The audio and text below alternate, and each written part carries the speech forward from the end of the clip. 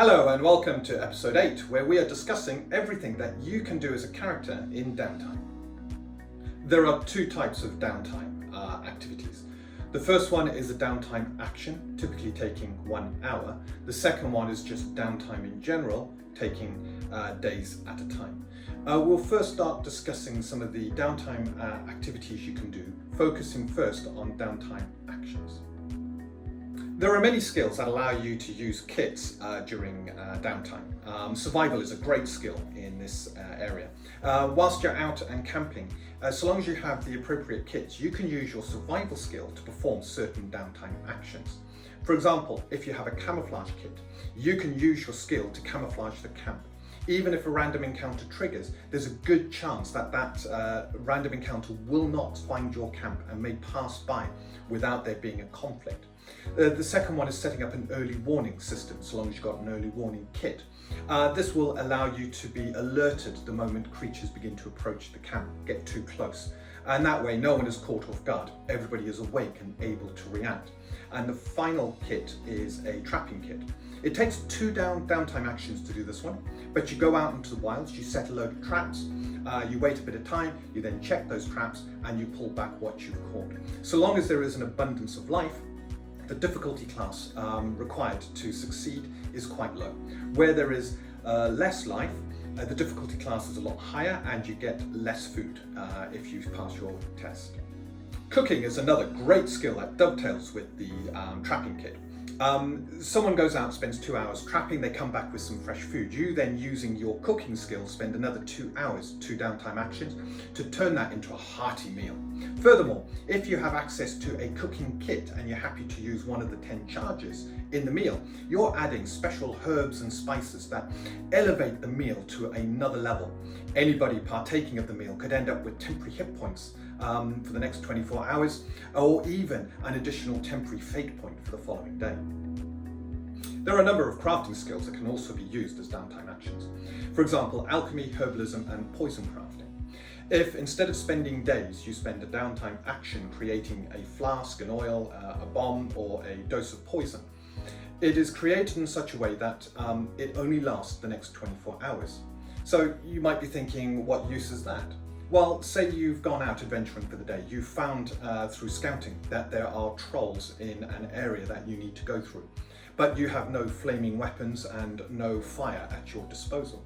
You retreat, and the alchemist, using downtime actions, quickly creates some fire oils that can be spread on weapons and a couple of fire bombs that can be lobbed at the trolls. Now you're prepared. You return back to the trolls with all the equipment you need. By making sure you've always got a couple of these kits to support those crafting skills, you can add versatility to how you approach problems, and you are always ready to react to what is ahead of you in the wilds. There are a number of downtime activities that everybody has access to. Putting up a tent, scouting out an area, or hiding the fire so that you can benefit from the warmth of the fire but without it giving too much light and giving away your position. In between your adventures, when you have a number of days, skills can be used along with the kits to make permanent versions of the flasks and oils, the bombs, the poison doses, or even spell scrolls, ready for your next venture out into the wilds. This way you can prepare for the items you know you will use on a regular basis. Unlike using a downtime action, when you spend days to make these items, they are permanent until used. A kit can be considered a small portable pack that you carry around with you with all the tools and ingredients you need to use a skill in a certain way. An alchemy flask has all the ingredients you need to create your oils, your bombs, your flasks, including beakers and glass vials and fuel that can be used to burn them hot enough. When you're out in the field, this is enough for you to be able to create your short-term items, whereas when you're back home, it can be brewed over a longer period of time to create the more permanent version of those items. A kit, when newly purchased, has 10 charges. In other words, it has enough materials to be used roughly 10 times, although some tasks may require more than one charge. When that 10th charge is used, although there might be bits of the kit left, some of the tools still remain there, it is pretty much worn out, it is done, and can be thrown away. There are 3 skills that can be used to harvest materials from defeated creatures. The first of these skills is skinning, and it uses a skinning kit.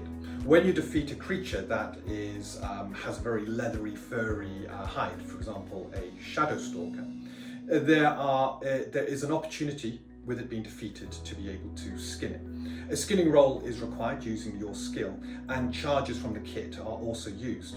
Should you successfully succeed at the skill, you manage to get hides from the creature. Should you get an exceptional roll, which is based on your rank of skill, you get an even better hide. Sometimes a rare hide, a hide that can be used to create armors made much tougher than standard leather armor. Mining with a miner's kit can be used to harvest gems and potentially ore from elemental creatures, whilst woodworking with a woodworking kit can be used to harvest rare woods from plant-like creatures. You may also find in the wilds that there are these rare areas that have these materials that can be harvested direct. However, typically doing so disturbs the wildlife in the area, so when you have an opportunity, you must always be prepared. Something may come a-calling. These rare materials don't always have to be harvested. You can also buy them on the open market, although they tend to be incredibly rare to get, but every now and then you may have an opportunity to purchase them. The rare materials, when used to create weapons and armor, make those weapons and armor far stronger. Each material will have a material strength value from +1 to +3, and this value equates to how much tougher, how much better the weapon will cut through defenses, how much more damage will be blocked by armor, or how much better a shield is at parrying and enhancing your reflex bonus. So finding these rare materials is a great way of upgrading your arsenal and getting you better prepared, especially as you gain levels. And this is far cheaper than you trying to buy the equivalent items on the open market. So long as you've got the appropriate skill to craft the item, for example, blacksmithing for any metal items, woodworking for any wooden items, and leatherworking for any leather items, and you have the appropriate skill level, you need to be at least expert to do +1 strength materials, a mastered to do +2 strength materials, and only if you've been trained as a grand master can you forge items from the greater strength materials, +3.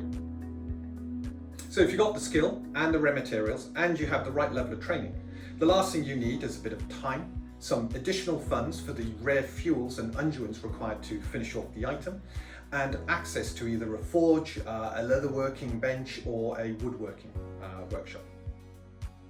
With all of that, you spend the required amount of time, and at the end of that time, the item is now crafted. There is no roll, there's no chance of failure. You've taken your time and you have finished crafting the item. There are options to speed up the process. When you're roughly halfway through, you can make a roll with the relevant crafting skill, and so long as you succeed at that roll, you can complete the item ahead of time. There are a number of background options as well that could potentially alter how you craft items, either allowing you to spend more money to shorten the time, or spend less money but over a longer period of time. So as an example, if you were to create a mithril longsword, it has all the attributes of a longsword, other than it is considered a +1 item, granting you +2 to your attack rolls. You would require 2 pounds of mithril, 10 florins of fuels and unguents, and 10 days access to a forge to create and finish that longsword. You can, at the end of 5 days, attempt a blacksmithing difficulty class 20 test to immediately finish the item. However, do be careful. If you fail by enough, everything can be ruined, and you will have wasted both your time and money and materials. Well, I hope you enjoyed this episode talking about Downtime. And if you have, we have a bonus episode, episode 9, that looks at our reward structures within Untold Destiny. If you enjoyed this video, please drop us a like, and if you haven't already, please subscribe. And remember, do not let your destiny go untold.